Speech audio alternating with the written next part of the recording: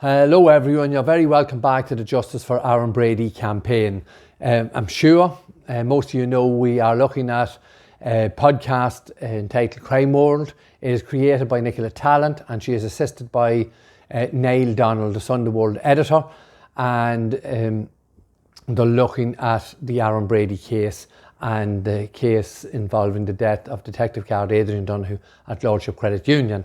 We have done a number of videos already in relation to the misinformation, lies and the very poor quality of the journalism and the preparation in respect of this podcast. We're going to have a quick look now at Mr. Donald and how he tells lies about our campaign, and he tries to diminish and belittle what we are trying to do, and he tries to suggest facts that simply aren't true. So we're going to very quickly listen to Mr. Donald, I think it's 3 minutes, and listen to what he has to say about our campaign. Yeah, so this is part of the campaign that you see, and it's been repeated by other supporters of Aaron Brady on social media, that there is there's no smoking gun, and that he has been convicted alone on circumstantial evidence. And this is obviously given as a kind of a condemnation of the conviction, that it's just circumstantial evidence. But it's a well-established procedure in Irish law that people can be convicted of murder on circumstantial evidence. We've just gone through the Regency trial, where again the state was bringing a case based on circumstantial evidence. It's been put up as you can't convict people on this, but of course you can, and people do get convicted of circumstantial evidence. We've spoken about these cases many times. Freddie Thompson is a classic. Graham Dwyer, Joe O'Reilly, just to pick out some of the most famous murder trials in Irish history. Something being circumstantial does not rule it out. What the state have to show is that there's a web of circumstances, not just a single piece of circumstantial evidence, but there's enough of different pieces of circumstantial evidence to build a case that there cannot be any other explanation, and therefore can be beyond reasonable doubt.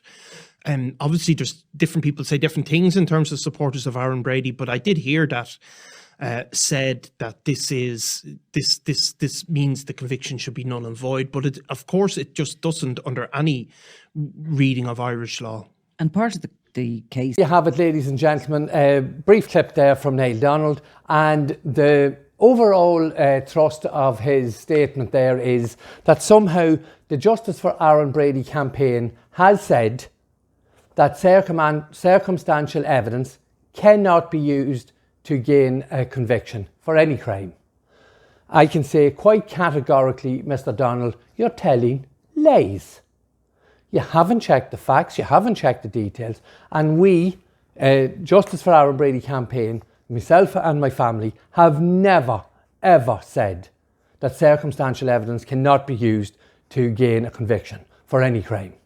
So you have that completely wrong. And again, here you are, another puppet of the state journalist throwing out information that is totally and factually incorrect, wrong. Now we're going to just break your statement down, have a look at it, and then I'll show you what it is we actually have said about the circumstantial evidence in this case. And possibly, if you have any inclination to contact us to clarify any of these points, we are more than willing to speak to you at any time. So we're just going to break your speech, your 3-minute clip down into just a couple of little paragraphs, and we'll just detail each one. So let's have a look at the first clip. Yeah, so this is part of the campaign that you see, and it's been repeated by other supporters of Aaron Brady on social media, that there's no smoking gun, and that he has been convicted alone on circumstantial evidence. And this is obviously given as a kind of a condemnation of the conviction, that it's just circumstantial evidence. But it's a well-established procedure in Irish law that people can be convicted of murder on circumstantial evidence. We've just gone through the Regency trial, where again the state was bringing a case based on circumstantial evidence. Once again, here we have Mr. Donald telling us that there's no smoking gun, obviously, and that Aaron has been convicted on circumstantial evidence alone. This is a given as a condemnation of his conviction. That is incorrect. We have never condemned Aaron's conviction solely on the use of circumstantial evidence. We have never said that. Now, we have criticised the circumstantial evidence, which we'll come to, but we have to be very clear here. No semantics, fact and detail, Mr. Donald. And to all of you who are watching, we have never condemned the Irish law, and we are fully aware that it is well-established procedure in Irish law that people can be convicted on circumstantial evidence. We accept that fully. So we're going to move on now and listen to his next. It's been put up as this isn't, you can't convict people on this, but of course you can, and people do get convicted of circumstantial evidence. Say here, Mr. Donald, somehow it has been put up that you can't convict people on this, and you're speaking about circumstantial evidence there, but of course you can, and people do get convicted of circumstantial evidence. So can you show me where it has been put up on any of the Justice for Aaron Brady campaign videos? There's over 250 for you to have a look at. And show us exactly, you're the investigative reporter, you're talking very important information here. So get your facts right, go and do your research. And we will be more than happy to engage with you if you find somewhere in our campaign that we say someone cannot be convicted on circumstantial evidence. And do not try to belittle our campaign with bullshit journalism like this and throwing out this airy-fairy, state-backed, garda-written nonsense that you're spewing here on this podcast. Because it's very difficult for us to sit and listen to a professional person. I presume you're getting paid for doing this. Get your facts right. Do your research. And if you do find somewhere in some of our videos that we have said that circumstantial evidence is not fit to be used in any conviction, please bring it to us and we'll address it. So we're going to listen to another little clip. We've spoken about these cases many times. Freddie Thompson is a classic. Grain Dwyer, Joe O'Reilly, just to pick out some of the most famous murder trials in Irish history. Something being circumstantial does not rule it out. Excellent journalism there, Donald. Just throw out a couple of names, Freddie Thompson, Graham Dwyer, Regency, and then you say something being circumstantial does not rule it out. We never said that.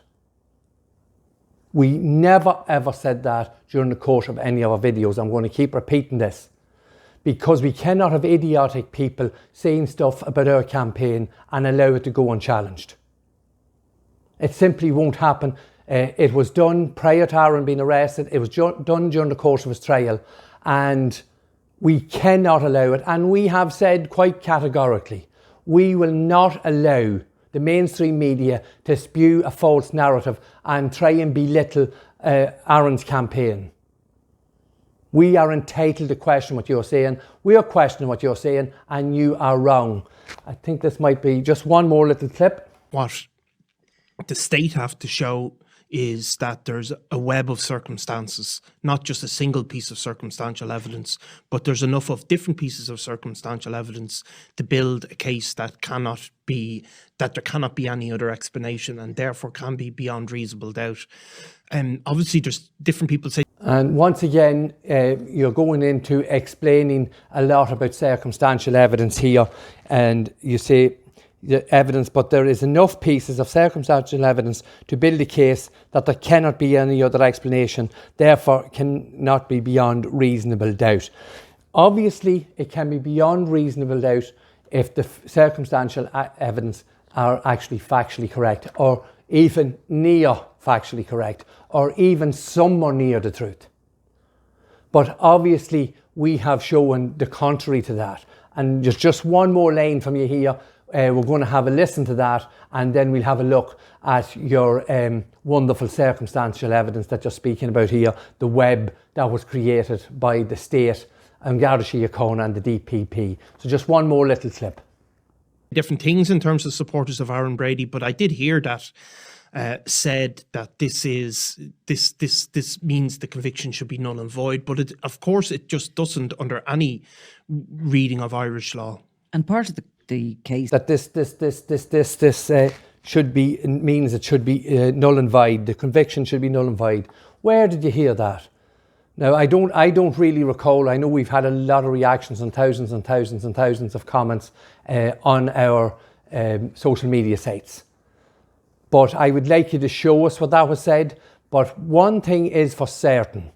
If you're trying to insinuate here that we, during the course of Aaron's campaign, ever said that Aaron's conviction should be null and void for the simple reason that circumstantial evidence was used, you are telling a lie. And I will say it to you once again, Mr. Donald. Go and get it, find it, bring it to us, and we'll either accept it or we'll discuss it.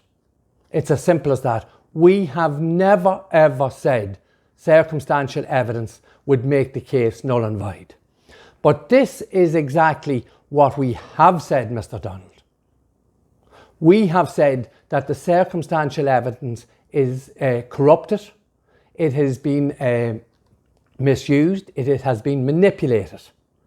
And in large parts, some of it is absolutely lies and totally impossible.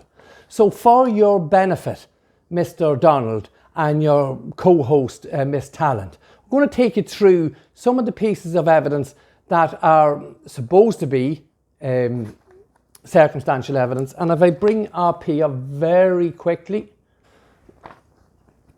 so from circumstantial evidence, the court, the judge, the jury should be able to draw inference. I think that's accepted. So we just read here, a conclusion reached on the basis of evidence and reasoning. Researchers are entrusted with drawing reference from the data. Okay, so we're looking here now, the researchers are the garda and the DPP, and these people are entrusted that the research, the data and the information they bring to the courts is factually correct. And that's what it says there in the definition of inference, that it is entrusted to these people, that we assume that these people are telling the truth.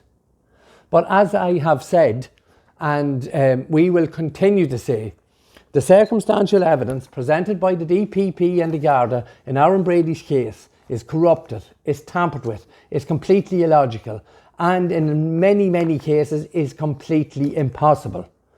So what we are saying is that the circumstantial evidence used against our son Aaron is a pack of lies.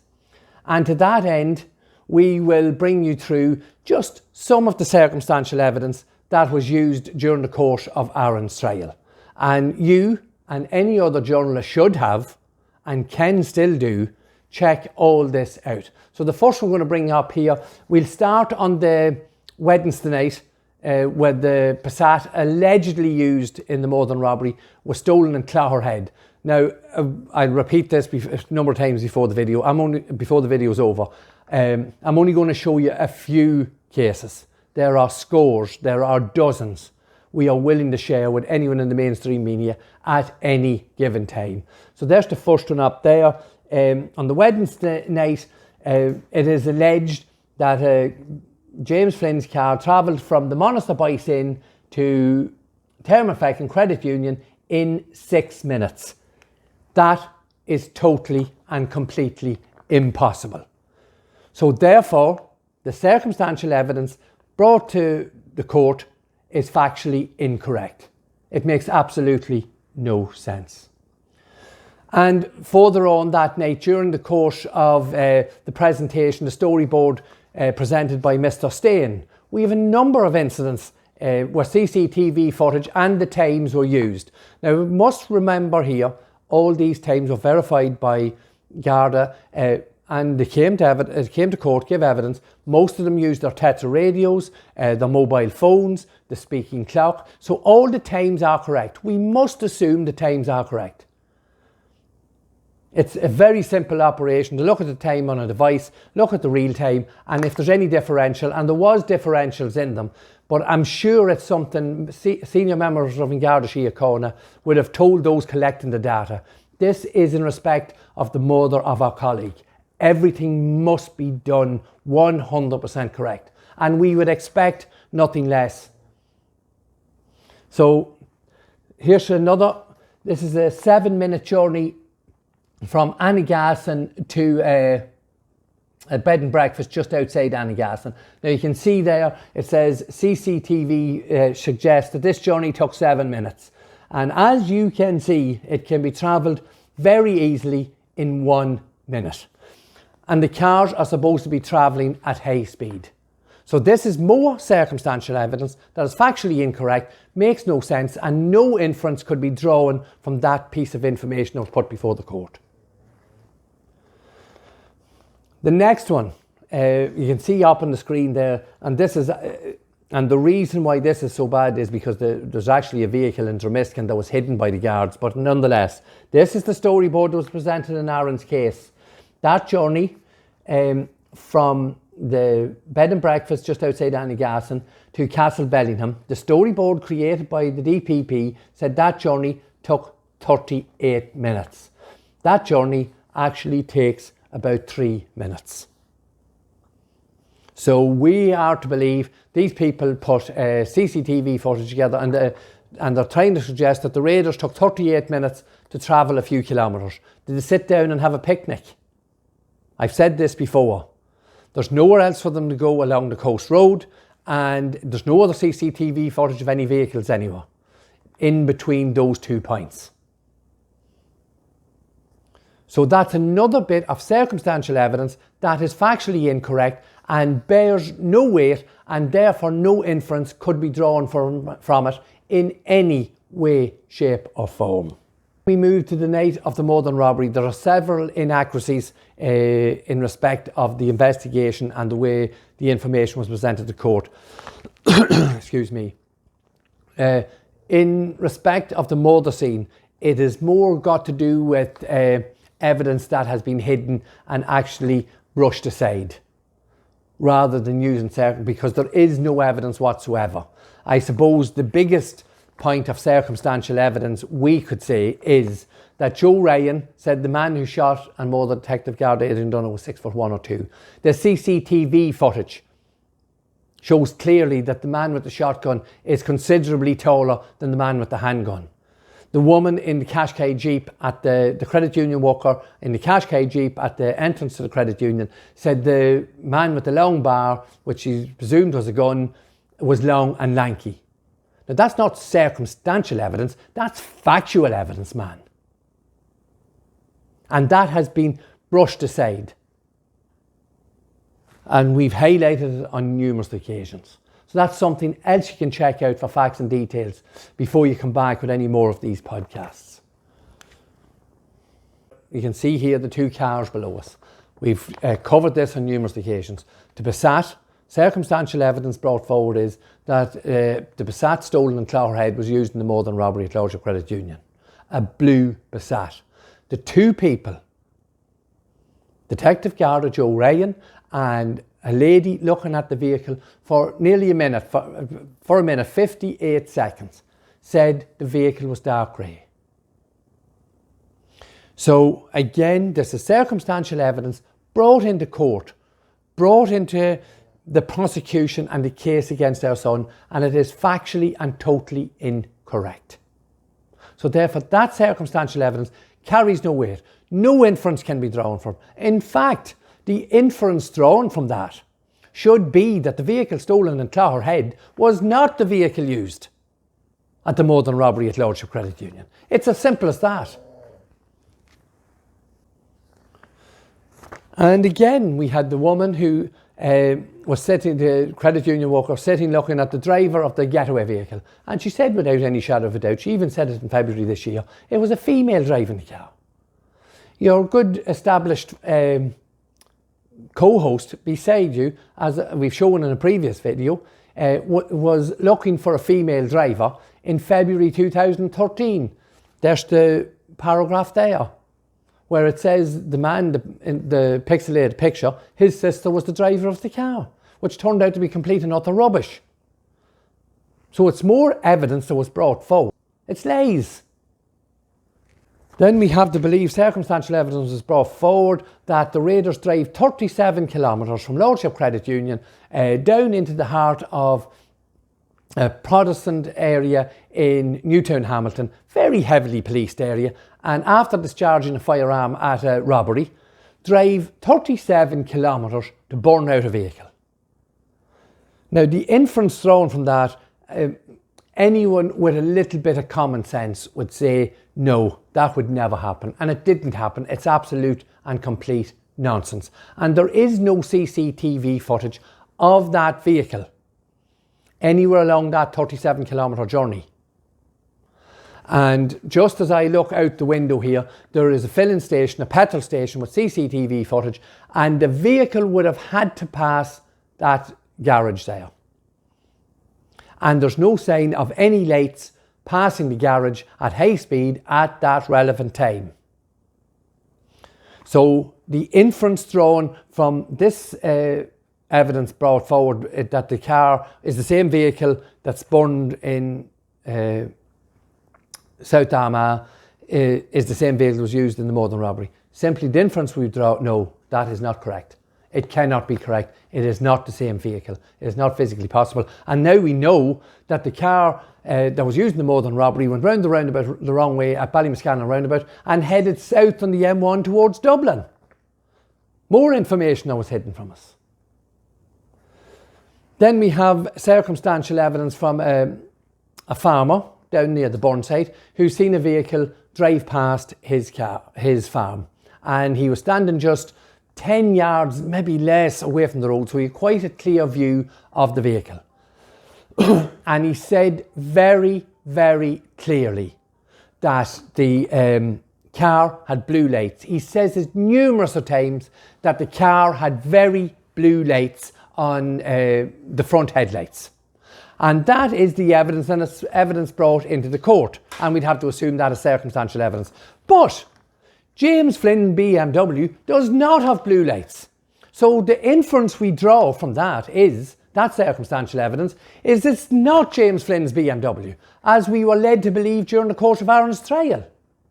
And it gets continually and continually more bizarre. We have a witness here, you can see in the witness box. This another witness living close by the area where the car was burned out, down near Cumpson's Road, down in Newtown, Hamilton. And this witness was brought into court, and he told us he seen two vehicles at 10:30. And there was no issue with that. His timing was very well anchored because he was going to pick up his kids at the youth club at 10:30. The youth club finished at 10:30. Okay, so here we have a man meeting two vehicles. Two vehicles, by the way, that was never shown, never. Lorcan Stain and Garrett Kenna never showed those two vehicles on CCTV footage at Kurt Tamlet School. Why? Very interesting.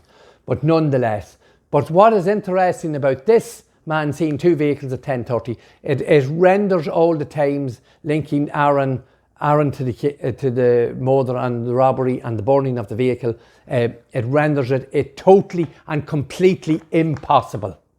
Totally impossible, that 10:30 sighting. To add insult to injury then, we have these two witnesses who were brought forward by DPP and Garda Síochána to give evidence that was circumstantial. So we have the first witness who seen a vehicle at 10 p.m, a vehicle that had blue lights, which we have shown quite clearly cannot be James Flynn's BMW. And that sighting was at 10 p.m. on the Friday night. So we have to assume that the vehicle, because the farm where the gentleman seen the BMW with the blue lights driving past is about half a kilometre from the burn site. So we have to assume that the car was on fire at 10:05, 10:15, somewhere in that period of time. And then, as we've shown you, the DPP and Garda Síochána bring another witness whose time is anchored at 10:30 p.m, sees two vehicles, and this was supposed to be one of the same vehicles that was on fire at 10:15 it's now been cited at 10:30, 4 kilometres away, 5 kilometres away. So this is the farcical circus that is circumstantial evidence in this case. The whole burn site is a complete and utter make-up story. And that is because, as we have said from the very beginning, the vehicle stolen in Clogherhead had nothing to do with the murder and robbery at Lordship Credit Union. The vehicle was burned out down near Newtown Hamilton. But all this in little bits of information was brought together to make a false narrative and create a story that simply does not exist. But the main point here again is the circumstantial evidence is completely flawed.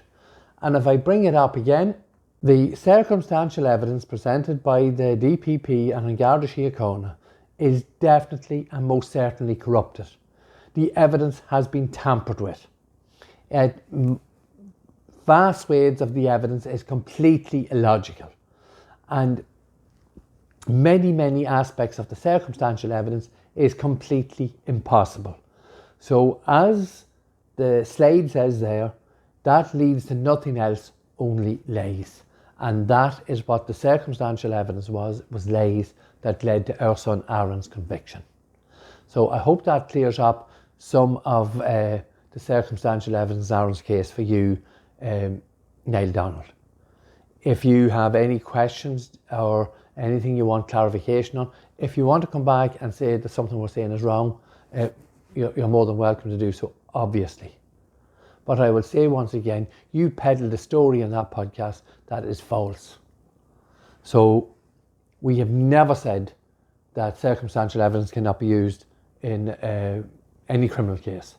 What we have said is the circumstantial evidence used against our son Aaron is flawed in so many ways. If it wasn't so serious, it is completely laughable. It is a joke. And any journalist worth their salt can check out all those times, all those details. It's all there for public consumption. So once again, thank you to all the people watching. Thank you so much for your comments. Very much appreciated.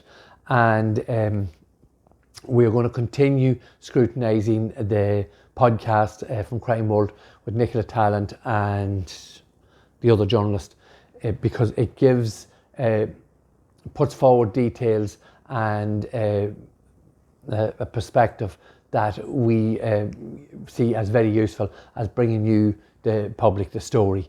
Because as we bring forward each little bit of information, and we said from the very beginning, very complicated case, and as we bring each little bit and break it down, it becomes clearer for you, the public, to understand all the carry-on corruption, collusion and manipulation that went on to secure a false conviction. So thank you once again for watching, and we'll see you in the next video. Thank you.